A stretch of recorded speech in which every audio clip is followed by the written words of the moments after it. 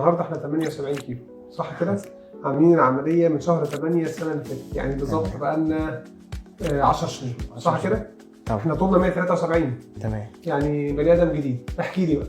صحتي بقت احسن كشغل كعمل كرياضه ككل حاجه احسن بكتير. تاكل اللي نفسك فيه؟ كل حاجه باكل اللي نفسي فيها، بس هي كميات قليله. كميات قليله بس كل حاجه باكلها.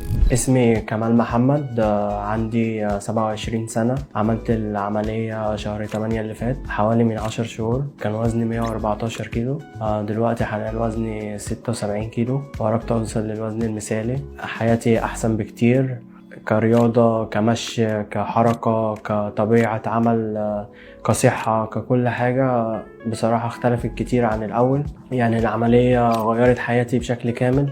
أحب أشكر دكتور محمد فريد على متابعته معانا وتعبه معانا طول الفترة، وعمره ما قصر مع حد. في أي وقت بنكلمه بيرد في أي وقت، وعمره ما قصر. يعني هو أخ كبير لينا. أحسن فريق فعلا، والمتابعة على أعلى امتياز، وكلهم يعني كويسين الصراحة، وفي أي وقت بتحتاجهم بنلاقيهم. لا، أنصح أي حد عايز يعمل العملية بجد مع دكتور محمد، مش هيحس بأي حاجة أبدا، وهتعدي بأمان وكل سهولة.